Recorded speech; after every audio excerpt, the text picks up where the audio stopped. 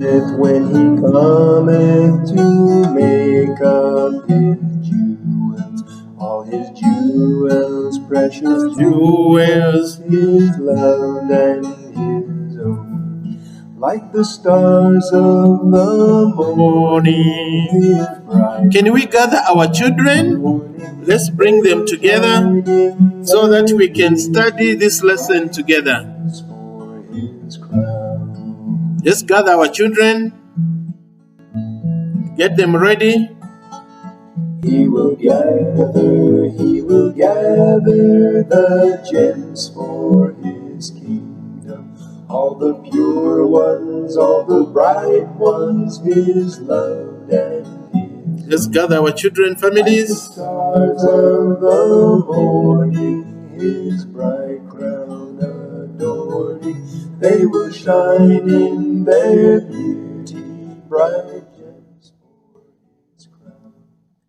The church leadership has given Thursday 5 p.m. every week as a slot for stewardship department to bring various speakers to speak on various topics that can help us grow spiritually as good stewards. Today I bring to you a subject entitled Teaching Stewardship in the Home. We are going to read from Ephesians 6 verse 4. Parents should teach their children gently. When you teach your children, don't be rough. Teach gently so that the lesson can be appreciated. Colossians 3 verse 20. Children must obey their parents. When taught, children, you must obey your parents. Now I'm back to the parents. Deuteronomy 11 verse 19. I quote, "You shall teach them to your children, speaking of them when you sit in your house, when you walk by the way, when you lie down, and when you rise up." That is Deuteronomy 11 verse 19.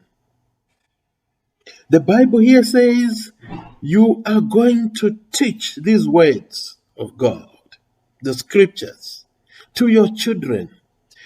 In this lockdown, as you move around the house, you go to bed, wake up in the morning, before doing anything, you must teach your children. Before you sit on your chair, you must teach your children these words that are full of life. Let's have some illustration here.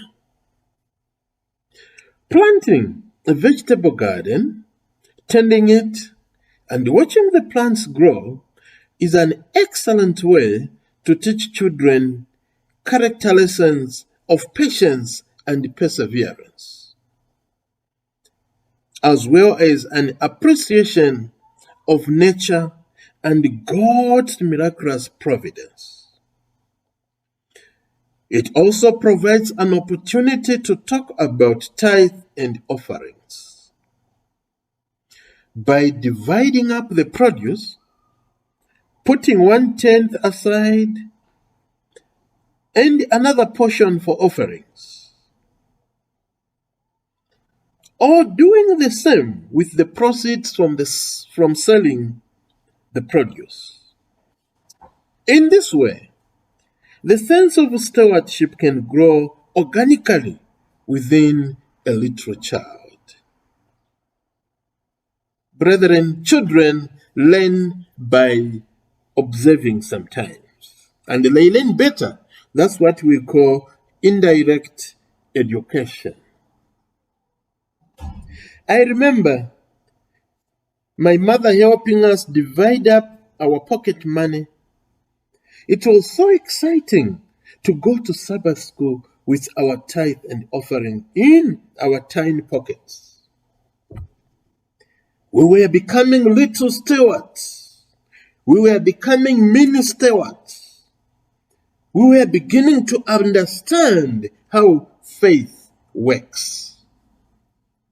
I want to challenge all of us to look at what opportunities present themselves in our homes today to teach our children about faith and stewardship. Scan through your home and see what opportunities you can use.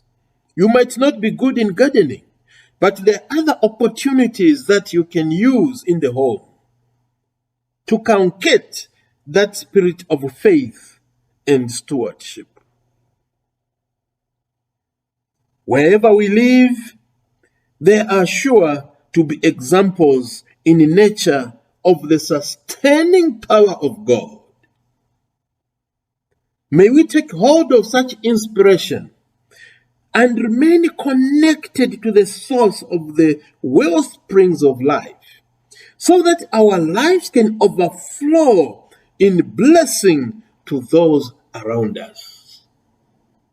I have an appeal to make.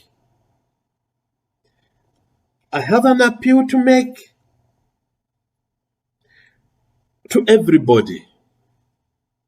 Let us be mindful to teach our children about the things of God as opportunities present themselves in our daily lives.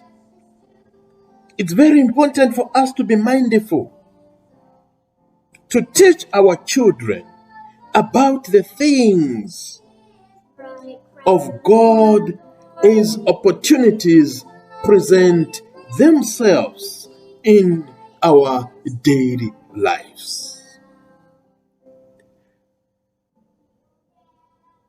I want now to present to you our prayer warrior who is going to close this presentation. My co-presenter is Nenyasha Sedume. Shall we bow down our heads as we get into prayer?